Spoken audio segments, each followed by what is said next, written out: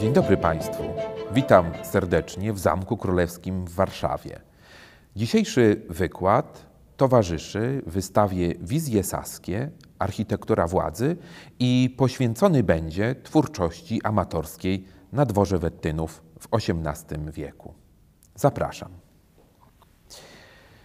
Czym jest twórczość amatorska? Powinniśmy sobie odpowiedzieć na to pytanie na wstępie. Znany polski historyk Władysław Konopczyński nakreślił taki oto portret króla Augusta III. Cytuję. Gnuśny, apatyczny, ociężały, przytem dumny i niedostępny, tęskni do wygód Drezna i rozrywek myśliwskich Hubertusburga.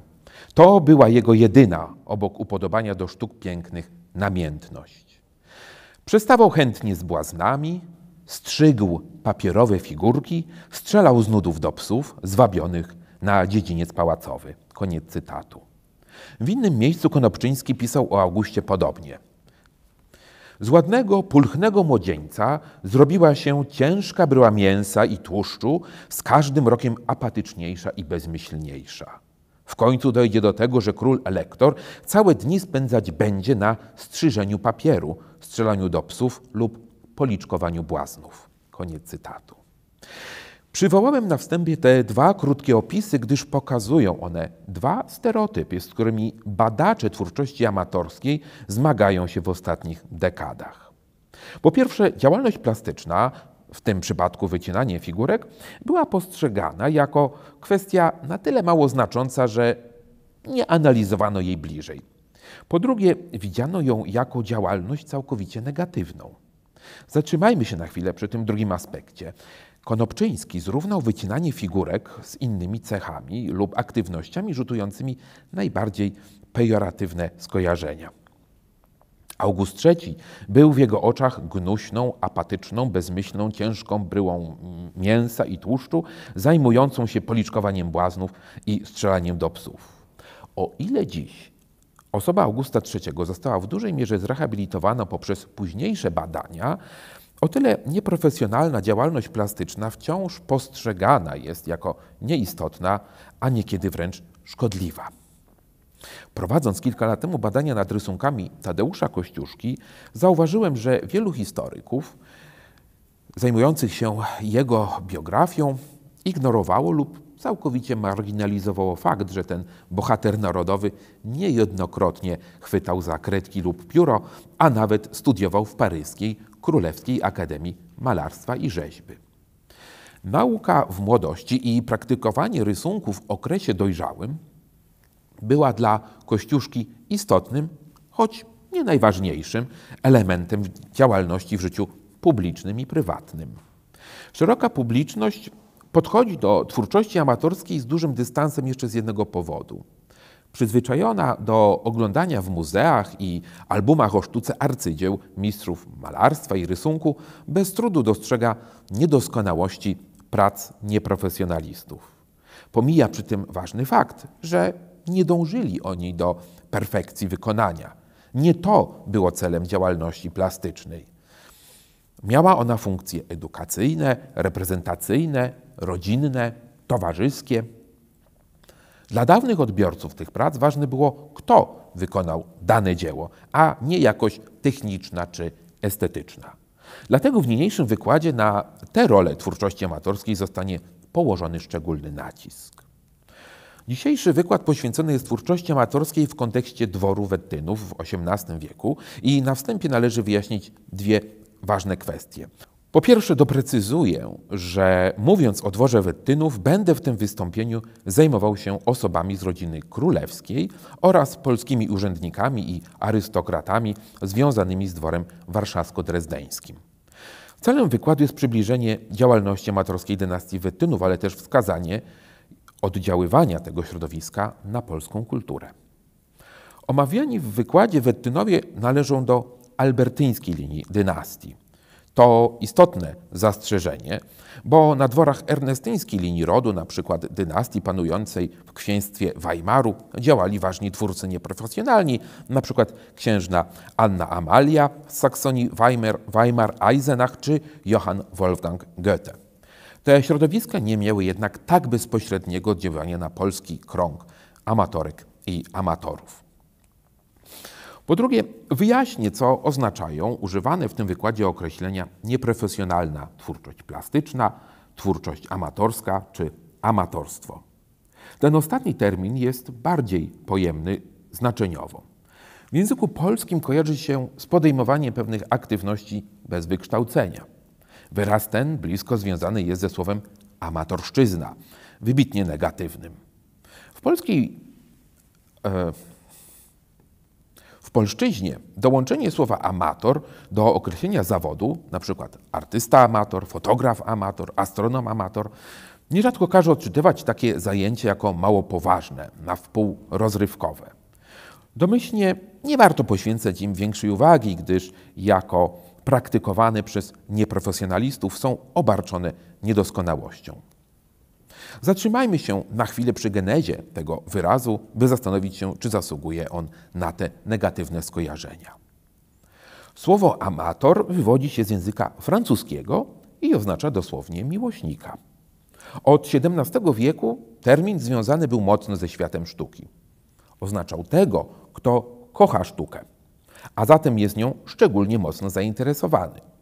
Nie chodziło oczywiście o artystów, którzy zajmowali się sztuką profesjonalnie, ale kolekcjonerów, mecenasów wspierających właśnie artystów, a także badaczy i teoretyków, oczywiście amatorów, bo nie było wówczas profesjonalnej historii sztuki. Wywodzili się oni najczęściej ze szlacheckich czy wręcz arystokratycznych kręgów. Część z nich podejmowała próby rysunkowe, rytownicze lub malarskie. Funkcje tych dzieł były jednak różnorodne. Niektórzy, tacy jak Pierre Jean Mariette, wybitny badacz historii grafiki, czy hrabia de Caylus, znawca starożytności oraz dawnego malarstwa, traktowali rysunek jako narzędzie w swoich studiach. Dla Claude-Henri Watleta praktyka aquaforty była m.in. sposobem na pogłębianie refleksji estetycznej nad pięknem i smakiem. Były także jednym ze sposobów na utrwalenie relacji między nim jako mecenasem a artystą, który pomagał mu tworzyć. Termin amator stosowany był w kręgu kultury francuskiej i miał wyraźnie określone znaczenie. Pojawił się w związku z istnieniem charakterystycznego zjawiska. Nie oznacza to jednak, że dopiero w XVII wieku we Francji osoby spoza kręgów profesjonalnych artystów podejmowały próby artystyczne. Takie przypadki znamy od starożytności i warto w tym miejscu zatrzymać się przy kilku tego rodzaju przykładach, ukazujących nieco odmienne konteksty kulturowe.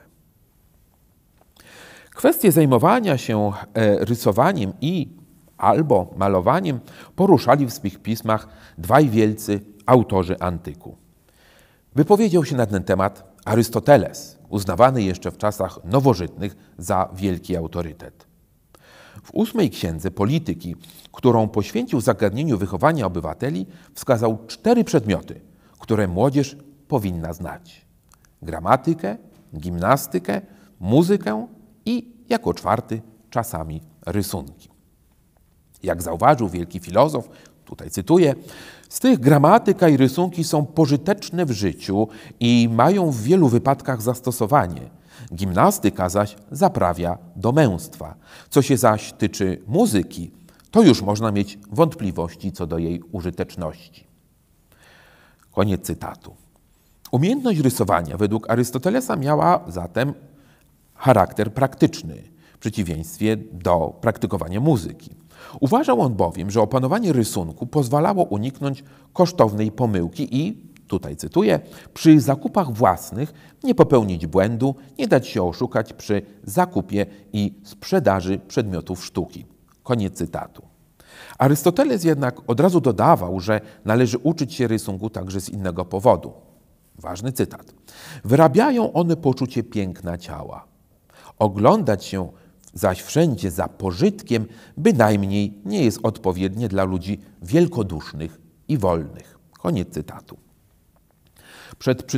Przed przytoczonymi fragmentami Arystoteles umieścił ważne zastrzeżenie. Nie jest rzeczą niegodną wolnego człowieka oddawać się do pewnego stopnia jakimś umiejętnościom wyzwolonym, ale nadmierne przykładanie się do nich, by do mistrzostwa doprowadzić, może pociągnąć za sobą wspomniane już szkody. Wielką to stanowi różnicę, w jakim celu robi się coś lub czegoś uczy, bo jeżeli się coś robi dla siebie, przyjaciół lub dla cnoty, to nie jest to niegodne człowieka wolnego. Ale jeśli się to robi dla innych, to może się to wydawać często zajęciem płatnego wyrobnika i niewolnika. Umiejętność rysunku w oczach Arystotelesa miała zatem dwie funkcje. Praktyczną, znajomość piękna, ale też i wartości kupowanego lub sprzedawanego przedmiotu, oraz symboliczną. Umiejętność dostrzeżenia piękna było wyróżnikiem ludzi wielkodusznych i wolnych. Tacy ludzie, jeśli oddawaliby się praktyce rysowania, nie powinni tego czynić w celach innych niż dla przyjemności własnej i przyjaciół. Powinni też unikać nadmiernego starania się, osiągnięcia perfekcji w swych dziełach, gdyż to mogłoby ściągnąć na nich krytykę i zachwiać ich pozycją społeczną. Takie podejście będzie widoczne w kontekście twórczości nowożytnych amatorów europejskich. O niebezpieczeństwach związanych z podejmowaniem twórczości plastycznej pisał także Pliniusz Starszy w swej Historii Naturalnej. W księdze 35 poświęconej malarstwu opisał jego początki w Rzymie, zauważając, że wysoką pozycję sztuka osiągnęła dość wcześnie.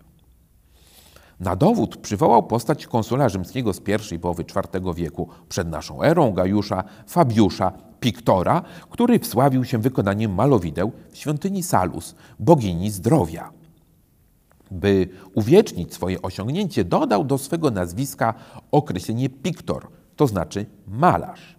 Pliniusz zauważył jednak, że później, to znaczy w czasach wczesnego cesarstwa, zajmowanie się malarstwem, a zwłaszcza upublicznianie takiej informacji, bywało ryzykowne dla ludzi piastujących ważne urzędy. Prokonsul Galii Narboński, Titidius Labeo, szczycił się swoimi miniaturami, co ściągnęło nań pośmiewisko i nadwyrężyło jego reputację. Z pism Arystotelesa i Pliniusza możemy wyciągnąć wniosek, że umiejętność rysowania była w starożytności oceniana ambiwalentnie. Z jednej strony był, zdaniem Arystotelesa, niezbędny dla dobrego wychowania obywatela, a według Pliniusza mógł budować sławę rodu. Z drugiej jednak nadmierne zaangażowanie w twórczość mogło zachwiać wizerunkiem nieprofesjonalnego rysownika, a nawet zagrozić jego pozycji społecznej. Pomimo to dotarły do naszych czasów informacje sugerujące, że niektórzy z rzymskich cesarzy, np. Hadrian, zajmowali się rzeźbą. W antycznych źródłach są też informacje, że Hadrian podejmował się prób architektonicznych, które jednak miały być krytykowane przez wybitnego, profesjonalnego architekta Apollodorosa z Damaszku. Niebezpieczeństwo negatywnego postrzegania twórczości plastycznej przez elity polityczne zmniejszyło się w Europie w czasach nowożytnych. Duży wpływ na tę zmianę miały publikacje opisujące idealnych rycerzy, szlachtę lub władców, w których umieszczano argumenty za podejmowaniem aktywności rysunkowej. Najważniejszym podręcznikiem dobrego wychowania dla szlachty była dla XVI-wiecznej Europy księga o dworzaninie Baltazara Castiglione. Opublikowana w Wenecji w 1528 roku, opisywała wymyślone dyskusje, jakie w marcu 1507 roku prowadziła grupa dworzan w pałacu w Urbino. Rozprawiano o cechach i zachowaniach, jakie powinny charakteryzować ludzi przybywających na dworach władców. Pośród wielu umiejętności idealnego dworzanina jeden z mówców, Ludovico di Canossa, wymienił umiejętność rysowania i znajomość malarstwa. Rysunek w jego wypowiedzi wiązał się nie z przyjemnością spędzania wolnego czasu. Był niezbędnym narzędziem doskonałego wojownika, który dzięki umiejętności rysowania mógł utrwalać topografię przyszłego miejsca potyczki wojskowej. I znowu nie chodziło tu o kwestie estetyczne, ale możliwość głębszej analizy warunków geograficznych. Dalej prowadzona dyskusja wskazała, że znajomość dzieł malarstwa i rzeźby oraz ich autorów jest innym ważnym elementem obrazu idealnego szlachcica, gdyż pozwalała na prowadzenie uczonych dyskusji. I znowu, rozmów tych nie należy widzieć jako tylko sposobu spędzania czasu, ale obowiązkową część życia na dworze. Zdolność zabawienia dam dyskusją o pięknie jest tak samo ważna jak umiejętność jazdy konnej czy fechtunku. Zresztą na dworach włoskich początku XVI wieku obcowanie ze sztuką było czymś naturalnym. Działało tam wielu sławnych malarzy, a poszczególne dwory rywalizowały ze sobą także na płaszczyźnie artystycznej. Dlatego nie powinien dziwić portret malowany przez Jacopo Pontormo, ukazujący Alessandra de Medici, księcia Florencji, w trakcie wykonywania rysunku srebrnym sztyftem. Pamiętajmy, że medyceusze w pierwszych dekadach XVI wieku wciąż budowali swoją pozycję jako władcy Florencji. Przedstawienie na obrazie pierwszego księcia Florencji podczas rysowania było śladem istotnej zmiany, jaka dokonała się we Włoszech. Aktywność plastyczna nie była już postrzegana jako podejrzana. Wręcz przeciwnie, stała się elementem ideału władcy. Zauważmy, że Alessandro de Medici rysuje profil kobiety. Nie jest to zatem szkic wykonany w kontekście kariery wojskowej czy politycznej, ale prawdopodobnie odnosi się do zjawiska miłości dwornej lub poezji miłosnej. Rysowanie już nie odbierało męstwa włoskiemu księciu, idealnemu mężczyźnie. Malarstwo i rzeźba początków XVI wieku to przede wszystkim próba naśladowania natury. Z jednej strony starano się o jak najwierniejsze odwzorowanie otaczającej, widzialnej rzeczywistości. Przykładem takiego postępowania jest choćby przywołany portret Aleksandra Medycejskiego, ale też działalność sławnych malarzy renesansu Rafaela, Leonarda i innych. Należy jednak pamiętać, że malarstwo tego czasu to nie tylko obserwacja natury, ale też próba wniknięcia w prawa nią rządzące. Jedną z dróg do zrozumienia świata była w tym czasie geometria. Widoczne jest to m.in. w architekturze tego czasu poszukującej idealnej formy świątyni. Gdy papież Juliusz II wyszedł z koncepcją przebudowy Bazyliki Świętego Piotra, projektanci zaproponowali, by nowy kościół został wzniesiony na planie centralnym. Taki plan, łączący idealne figury geometryczne, kwadraty i okręgi, odnosił się do perfekcji natury. Bóg, tworząc świat, ustanowił geometrię główną zasadą, której powinna być podporządkowana natura. Dlatego planety były idealnymi kulami krążącymi wokół Słońca po idealnych okręgach. Z kolei malarze, poszukując idealnych proporcji ciała człowieka, próbowali wpisać je w kwadrat i okrąg. Takie krótkie przypomnienie rozważań architektów i malarzy początków XVI wieku stanowi ważny kontekst dla najwcześniejszych zachowanych prac wykonanych przez władców Saksonii. W 1541 roku zmarł książę Henryk Pobożny, który chciał, by jego dziedzictwo zostało podzielone pomiędzy dwóch jego synów, starszego Maurycego i młodszego Augusta. Jednak pełnię władzy przejął w tym roku Maurycy. August pogodził się z tą sytuacją i tron Saksonii objął dopiero po śmierci brata w 1553 roku. Książę August jako władca prowadził rozważną i ostrożną politykę. Należał też do kręgu renesansowych książąt humanistów, zainteresowanych najnowszymi odkryciami i wynalazkami. Prowadził nowoczesny ogród, w którym osobiście doglądał i sadził rośliny niekiedy egzotyczne, jak na przykład w 1572 roku sadził drzewa chleba świętojańskiego i granatu. W zbiorach drezdeńskiej Kunstkamery zachowały się jego narzędzia ogrodnicze, m.in. siewnik, którego sam używał. Chyba jeszcze większą pasją księcia Augusta była mechanika. W inwentarzu Kunstkamery z 1587 roku odnotowano ponad 7 000 narzędzi dla stolarzy, ślusarzy, rusznikarzy, złotników, a ponadto 400 zegarów, automatów, instrumenty geodezyjne, optyczne i astronomiczne. Książę zapraszał na dwór wybitnych rzemieślników i w ich towarzystwie pracował na wybranych urządzeniach. Do najwspanialszych zachowanych przyrządów Kunstkamery należy stół złotniczy zamówiony u sławnego wytwórcy urządzeń mechanicznych Leonarda Danera z Norymbergi w 1565 roku. Przy pomocy tej maszyny książę mógł samodzielnie wytwarzać złote i srebrne druty oraz nici. Przedmioty te mogą wydawać się dzisiejszemu oglądającemu wyposażeniem warsztatu przeciętnego majsterkowicza. Musimy jednak pamiętać, że mamy do czynienia z przedmiotami na owe czasy nowoczesnymi, wykorzystującymi prawa natury niezrozumiałe przez ogół społeczeństwa. Do takich narzędzi należały tokarki, których książę August posiadał zapewne kilka w swoich zamkach.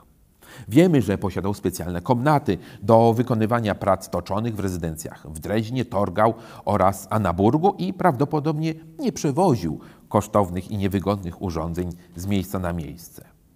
O tym, że chętnie zajmował się toczeniem, przekonuje zapis, że po śmierci Augusta jego syn i następca, Krystian I, nakazał przenieść 165 przedmiotów wykonanych przez swojego ojca do Kunstkamery. Tam zostały ustawione na specjalnym stole prezentującym je na 5 poziomach. Do dziś zachowało się ich kilkanaście. Nie wiemy, czy wszystkie przedmioty zostały wykonane przez księcia samodzielnie, czy też może pomagali mu, a może nawet więcej niż pomagali, nadworni tokarze księcia jak Egidius Lobenik czy Georg Wecker. Nie jest dla nas istotna rzeczywista liczba tych przedmiotów. Ważne, że książę August zajmował się toczeniem własnoręcznie, o czym przekonuje ostatnie jego dzieło, na którym książę umieścił sygnaturę AHVCZS, czyli August Herzog und Kurfürst zu Sachsen. Umieszczenie tego zapisu na dziele ma swoje ważne znaczenie. Oto książę oznajmia, że zajmuje się toczeniem przedmiotów. Ten rodzaj działalności należy widzieć w szerokim europejskim kontekście. W XVI wieku wielu władców europejskich podejmowało się toczenia, a dzieła wykonane przez nich chętnie udostępniano w dworskich kunstkamerach. Były one bowiem unaocznieniem wysokiej pozycji książąt, wykazując podobieństwo do demiurgicznej sprawności Boga, który oparł dzieło stworzenia na idealnych figurach. Bóg był praprzyczyną ruchu sfer niebieskich, idealnych okręgów i widziano w nim pierwszego tokarza. Umieszczenie tokarki w apartamencie władcy było zatem działaniem symbolicznym, wskazującym na analogiczność jego działań z działaniami Stwórcy. Zapewne w związku z taką symboliką maszyny do toczenia używali różni władcy XVI wieku. Własne próby toczenia podejmował cesarz Maksymilian I Habsburg, a po nim także inni władcy tej dynastii, m.in. Ferdynand III i Leopold I.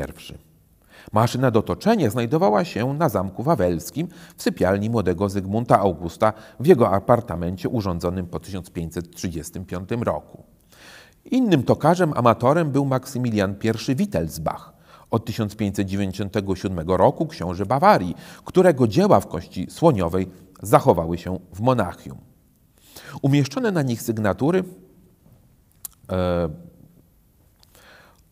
na nich sygnatura wskazuje na dumę księcia ze swego dzieła.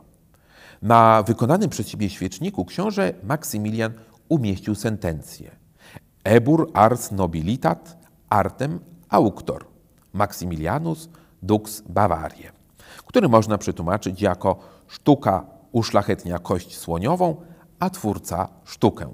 Maksymilian, książę Bawarii.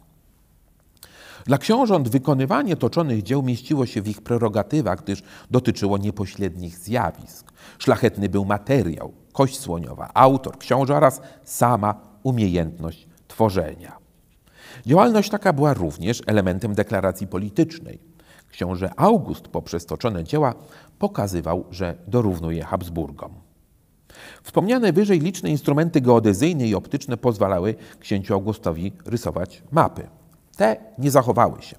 Zachował się natomiast zeszyt z rysunkami jego syna, księcia Krystiana I.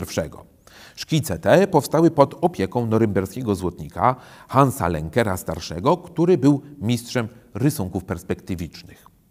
Większość prac przedstawia skomplikowane figury geometryczne, ale są wśród nich także kopie rysunków czy rycin różnych mistrzów, a także przedstawienia fantazyjnych budowli. Zeszyt jest cennym świadectwem edukacji młodego księcia z dynastii Wettynów. Warto zauważyć, że omawiane rysunki spełniają postulaty z księgi dworzanina.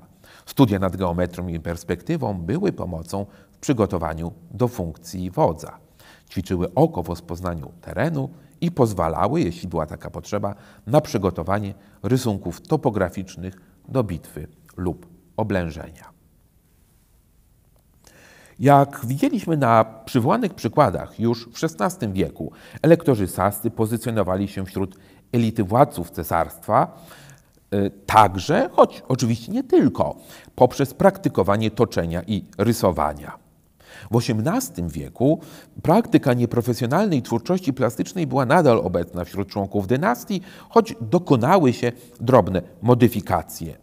To rysunek stawał się coraz bardziej podstawowym elementem edukacji, miał on bowiem pomagać przyszłemu władcy panować nad własną koncentracją, a dalej nad szybką obserwacją i analizą zjawisk.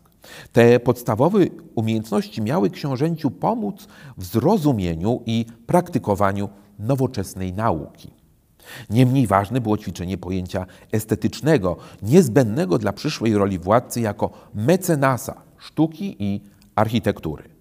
Dla ambitnego księcia, który chciał umocnić swoją pozycję, umiejętności manualne były jednym z narzędzi budowania swojej pozycji, zarówno na arenie wewnętrznej, jak i międzynarodowej.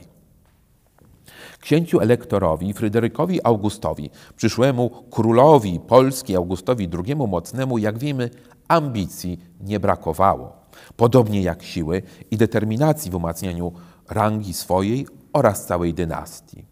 Nie powinno więc dziwić, że pozostawił on rysunki wpisujące się w ten program polityczny.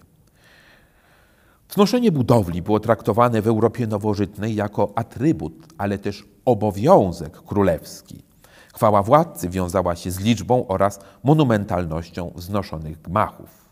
Projektowanie lub współprojektowanie wzmacniało przekaz mówiący o możliwościach władcy. August II starał się konkurować ze słową Ludwika XIV oraz pozycją cesarzy z rodu Habsburgów. Kazał zatem wznosić w Dreźnie imponujące budowle.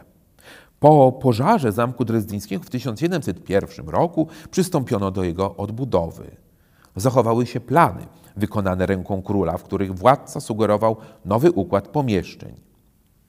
Nie jest istotne, w jakim stopniu te plany mogły być zrealizowane. Ważniejsze jest, że król samodzielnie przygotowywał projekt, który następnie mógł być adaptowany ręką profesjonalisty.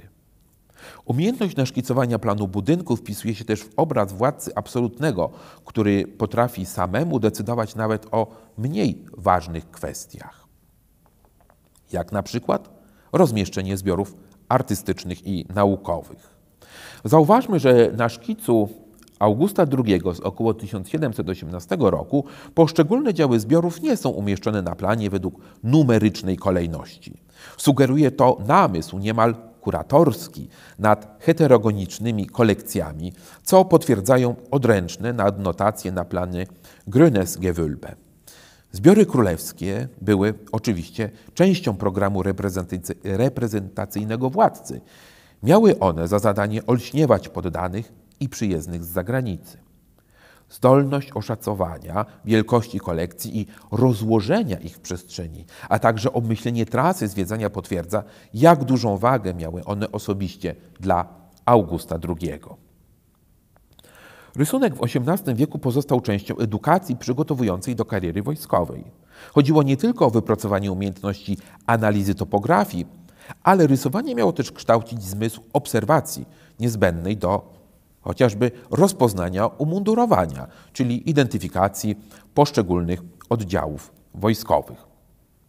W sytuacji bitewnej dowodzący nie mogli sobie pozwolić na pomyłki. Dlatego spotykamy wśród rysunków amatorskich także figury mężczyzn noszących uniformy. Zachowany w drezdeńskim gabinecie rycin szkic, przypisywany Augustowi II, prawdopodobnie ukazuje służącego w Liberii, ale zapowiada on grupę rysunków jego wnuka, księcia Alberta Kazimierza, o których opowiem za chwilę. Ten czwarty syn Augusta III, który dożył pełnoletności, dość wcześnie zainteresował się wojskowością. W 1760 roku wstąpił, za zgodą ojca, na służbę do armii cesarskiej. Na dworze w Wiedniu poznał Marię Krystynę, ulubioną córkę cesarzowej Marii Teresy. W 1766 roku para pobrała się. Wkrótce Albert Kazimierz został cesarskim namiestnikiem na Węgrzech i zamieszkał z żoną w zamku w Preszburgu. W latach 1781-1790 małżonkowie rezydowali w Brukseli jako namiestnicy austriackich Niderlandów. Po zamieszaniu wywołanym m.in. wybuchem rewolucji francuskiej para książęca powróciła do Wiednia, gdzie w 1798 roku zmarła Maria Krystyna. Po śmierci żony książę Albert wycofał się z życia publicznego. Zmarł w 1822 roku, pozostawiając w swym wiedeńskim pałacu ogromną i znakomitą kolekcję grafiki i rysunku. Kolekcja ta w 1919 roku została znacjonalizowana i dziś pod nazwą Albertina jest jedną z atrakcji turystycznych stolicy Austrii. O zainteresowaniach wojskowych Alberta Kazimierza informuje m.in. jego portret, malowany przez Pietro Rotariego, gdy królewicz miał około 17 lat. Albert Kazimierz prezentuje na nim narysowany własnoręcznie projekt twierdzy na planie gwiaździstym. Na stole obok młodzieńca leżą przybory, które posłużyły mu do wykonania projektu. Rysowanie planów, twierdz i map, fantastycznych bądź rzeczywistych, było częścią nauki przyszłego oficera. W wiedeńskiej Albertinie zachowały się też rysunki przedstawiające żołnierzy różnego autoramentu. Talent plastyczny księcia Alberta Kazimierza objawiał się też w rysunkach architektonicznych. Niebawem po przyjeździe do Brukseli wraz z żoną Marią Krystyną zakupili posiadłość Leken. Przed przystąpieniem do budowy tam nowej rezydencji Albert Kazimierz narysował widok Starego Pałacu. Niebawem wykonał całą serię rysunków projektowych różnych pawilonów w parku, a także plany niwelacji terenu. Jak dobry gospodarz, ten ambitny książę przekształcił dawną posiadłość w modną rezydencję. O otwartości Alberta Kazimierza na nowe prądy estetyczne świadczy jeden z pawilonów, który przybrał formę gotyckiej ruiny. Imitacja średniowiecznych ruin do dekorowania parków rozpowszechni się w Europie dopiero na początku XIX wieku. Mamy zatem do czynienia z jedną z pierwszych tego rodzaju realizacji. Największą jednak pasją księcia Alberta Kazimierza okazało się kolekcjonerstwo. Zgromadził jedną z najciekawszych kolekcji prac na papierze w XVIII wieku, która do dziś konkuruje z największymi muzeami. Już w latach 60. królewicz wykonywał rysunkowe kopie dzieł uznanych artystów. Jedną z nich jest praca według ryciny z wielkiego albumu galeryjnego zamówionego przez Augusta III, tak zwanej Galerie de Dresde. To imponujące przedsięwzięcie wydawnicze ukazywało arcydzieła malarstwa zgromadzone w Dreźnie przez władców polsko-saskich. O tym, że książę Albert Kazimierz kopiował rycinę, a nie obraz, świadczy wybór techniki monochromatycznej, czyli czarnej kredki. Niekiedy kopiując, królewicz podejmował się analizy wielobarwnego rysunku. Przykładem jest praca według dzieła anonimowego mistrza z kręgu Guercina. Albert Kazimierz odtworzył w swym rysunku nie tylko ikonografię oryginału, ale też technikę łączącą czarną i czerwoną kredkę. Należy domyślać się, że wykonując takie kopie rozwijał swój warsztat znawcy i kolekcjonera. Twórczość rysunkowa księcia Alberta Kazimierza jest różnorodna. Zachowały się także jego prace krajobrazowe. Wczesny pejzaż z 1758 roku jest chyba jeszcze dość konwencjonalną próbą oka i ręki, którą możemy interpretować jako ćwiczenie przyszłego wojskowego. Z kolei krajobraz górski z Tyrolu jest, pomimo swej naiwności, pracą innego typu. Książę mierzył się prawdopodobnie z zadaniem odtworzenia rzeczywistego krajobrazu. Do tego problemu powrócimy jeszcze za chwilę. Na marginesie głównego tematu warto wspomnieć rysunki żony księcia Alberta Kazimierza, Marii Krystyny. Choć związane są bardziej z dworem Habsburgów, warto pamiętać, że cesarzówna pomagała mężowi w budowaniu jego kolekcji grafiki i rysunku. Wykonała ona całą grupę akwarelowych wersji obrazów mistrzów dawnych i współczesnych, tworząc swoistą kolekcję kopii arcydzieł. Działalność amatorska Alberta Kazimierza po jego wyjeździe z Saksonii do Wiednia była słabo związana z dworem drezdeńsko-warszawskim.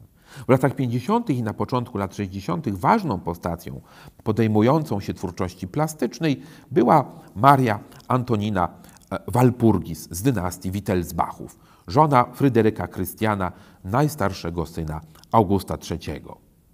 Wiele badaczy, a zwłaszcza badaczek, podkreśla, że amatorska działalność kobiet odgrywała inne funkcje i miała inną rangę niż analogiczna aktywność mężczyzn. Dziewczęta, które nie były przeznaczone do pełnienia funkcji publicznych, poprzez lekcje rysunku miały uczyć się pilności i regularnej pracy. Rysunek miał odciągać je od bezczynności, utożsamianej z grzesznym lenistwem oraz od niebezpiecznych myśli. Jednak, jak się przekonamy, twórczość amatorska mogła być też wyrazem kobiecych ambicji wychodzących poza sferę prywatną. Maria Antonina Walpurgis, córka cesarza Karola VII, słynęła już za życia z zainteresowań artystycznych. Opiekowała się literatami i artystami. Dedykowano jej różne dzieła, także wydawane w Polsce.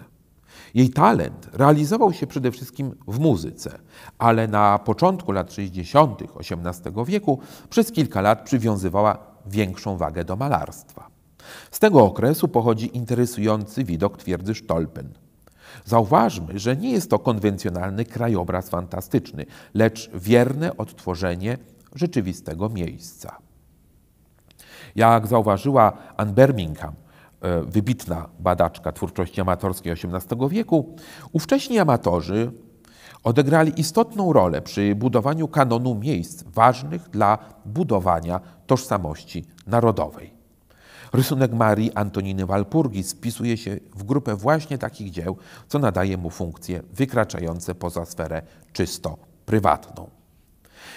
Dziełem, które wywołało duży rezonans, gdyż zostało publicznie zaprezentowane, był autoportret wystawiony na wystawie Drezdeńskiej Akademii Sztuk Pięknych. Został on powtórzony w Miedziorycie przez Giuseppe Canalego i podpisany przez rytownika peint en pastel par son Altesse Royale même, czyli namalowany w pastelu przez jej wysokość królewską samodzielnie. Miedzioryt został wykonany jako pièce de réception, czyli oficjalne dzieło potwierdzające umiejętności twórcy do Akademii Sztuk Pięknych w Dreźnie w 1764 roku. Wydobywał on zatem półprywatny, pastelowy portrecik królewiczówny z pokoi królewskich i informował szeroką publiczność o jej malowaniu. Holger Schumacher uważa, że wyrażał on polityczny koncept przekonujący opinię publiczną, że ta wykształcona i utalentowana księżniczka zdolna byłaby do sprawowania władzy jako regentka. Taka hipoteza nie jest pozbawiona podstaw. Aktywność polityczna Marii Antonii Walpurgis i jej zaangażowanie w polskie sprawy powodowały, że była postacią znaną Rzeczpospolitej i zapewne tu docierały jej echa jej działalności plastycznej. Dzieła amatorskie tworzone przez członków dynastii Wettynów miały znaczenie wykraczające nie tylko poza sferę prywatną tej rodziny, ale też i poza granice państwa saskiego. Nieprofesjonalna twórczość plastyczna w Polsce napotykała tradycyjną niechęć wobec praktykowania sztuki. Łukasz Górnicki jeszcze w XVI wieku w Dworzaninie Polskim, który był zaadaptowaną wersją dzieła Castillona, pisał, i tutaj cytat: „Wspomnę też tu i to, że mnie naznaczył dworzaninowy, aby malować umiał, bo mi się to widzi, rzecz mało potrzebna”. Koniec cytatu. Dużo emocji wywoływała też w swoim czasie wśród polskich poddanych amatorska twórczość Zygmunta III. Anonimowy autor polemicznego utworu powstałego przy okazji rokoszu lubomirskiego zwracał się do władcy: „Króla chcemy zbrojnego, a nie alchemisty. Żołnierza z ciebie chcemy, a nie wenecyscy”. Ten ostatni wyraz bywa rozumiany różnie. Niektórzy badacze interpretują go jako określenie miłośnika malarstwa weneckiego. Możliwe jednak, że nieznany pisarz polityczny, pisząc o królu jako o wenecyście, miał na myśli jego amatorskie malowanie. Za panowania Augusta III możemy zauważyć zmianę światopoglądową społeczeństwa polskiego. Następuje przenikanie zachodnioeuropejskich idei oświeceniowych, a wśród nich można także zauważyć większe zainteresowanie sztuką. W tym czasie powstaje dość tajemniczy artefakt przechowywany w warszawskim Muzeum Narodowym. Pózdro na serwis myśliwski wykonane w manufakturze miśnieńskiej. Futerał ozdobiony jest pokolorowanymi wycinankami ze sztychów tworzącymi różnorodne kompozycje dekoracyjne i alegoryczne. W jego wnętrzu zachowała się kartka z odręcznym zapisem piórem. Szkatułka wylepiana ręką Maryi Kazimiery Sobieskiej i ofiarowana przez nią siostrze swojej wielopolskiej. Według badań przeprowadzonych w Muzeum Narodowym ryciny, z których powycinano postacie, ptaki, ornamenty, zostały wykonane około 1740 roku. Czy pózdro zostało spreparowane jako fałszywa pamiątka po Marii Kazimierze? A może przypisanie dekoracji pózdra królowej nastąpiło wiele lat później? Zauważmy jednak, że pudło powstało prawdopodobnie w czasie, gdy na dworze drezdeńskim powstawały prace amatorskie, a sam August III podobno wycinał papierowe figurki. Jednym z ciekawszych śladów prób amatorskich podejmowanych przez polską arystokrację jest podręcznik do malarstwa napisany dla Stanisława Lubomirskiego. Ten późniejszy marszałek wielki koronny służył za młodu w wojsku saskim i pełnił funkcję szambelana na dworze Augusta III. W 1741 roku malarz Brossin albo Brossin napisał dla niego w Dreźnie poradnik, w jaki sposób, nie posiadając wiedzy ani umiejętności, jakimi dysponują profesjonalni artyści, można wykonywać miniatury. Nie znamy okoliczności powstania tego rękopisu. Prawdopodobnie jednak nie był on wynikiem bliskiej relacji amator, miłośnik sztuki, artysta. Malarza Brossina nie udało się zidentyfikować, więc był to albo pośredni twórca, albo wręcz dworzanin amator. Niemniej zamówienie lub otrzymanie takiego podręcznika do amatorskich prac malarskich mogło być w oczach około 20-letniego arystokraty elementem budowania pozycji na dworze króla kolekcjonera. Z dworem drezdeńskim wiążą się też niezwykłe w polskim kontekście zabytki.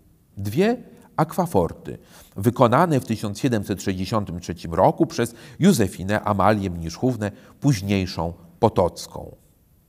Około 10-letnia wówczas Józefina Amalia rytowała, bez wątpienia pod okiem doświadczonego akwaforcisty, laurki.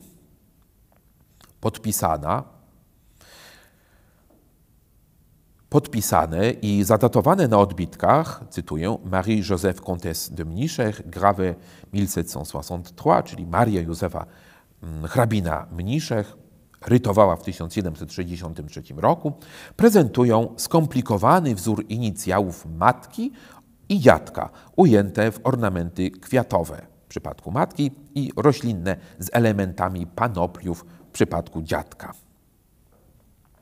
Kaligraficzne inicjały oznaczają w pierwszym przypadku MABCM, Marie-Amalie Brühl, Comtesse Mniszek, w drugim przypadku HCB, Henri Comte Brühl, czyli Henryk hrabia Brühl. Wspomniane ryciny ilustrują najbardziej znaną funkcję prac amatorskich, budowania relacji rodzinnych i towarzyskich. Tworzenie więzi dokonywało się m.in. poprzez ofiarowywanie prac przy spotkaniu, wspólną pracę lub rozmowę nad gotowymi kompozycjami. Bardzo możliwe, że laurka około 10-letniej Józefiny Amalii spodobała się dziadkowi, o ile zdążył zobaczyć tę laurkę przed śmiercią, odpowiadała bowiem jego ambicji. Oto jego wnuczka, tak jak dzieci królewskie, praktykowała sztukę. Te akwafortowe laurki wykonane przez Miszkównę są najwcześniejszymi śladami współpracy amatorki i profesjonalnego rytownika w Polsce, choć możliwe, że płyty powstały jeszcze w Dreźnie. Wiemy też, że rysunku uczył się za młodu Stanisław Antoni Poniatowski, przyszły król polski. Bez wątpienia decyzję o tym podjął jego ojciec, odgrywający ważną rolę polityczną na dworach Augusta II i Augusta III. Stanisław Poniatowski przygotowywał swego syna do sprawowania wysokiej funkcji publicznej. Jego edukacja musiała zatem obejmować także i rysunek. Wraz z wstąpieniem Stanisława Augusta na tron rozpoczyna się nowy, niezwykle bogaty okres w dziejach polskiego amatorstwa. Podwaliny pod tę epokę zostały położone jednak w czasie Unii Polsko-Saskiej przez amatorów tworzących w kręgu dworu Wettynów. Mam nadzieję, że udało mi się Państwu pokazać, że twórczość amatorska nie była pustym zapełnieniem nudy, ale spełniała ważne funkcje społeczne, polityczne i rodzinne. Dziękuję za uwagę.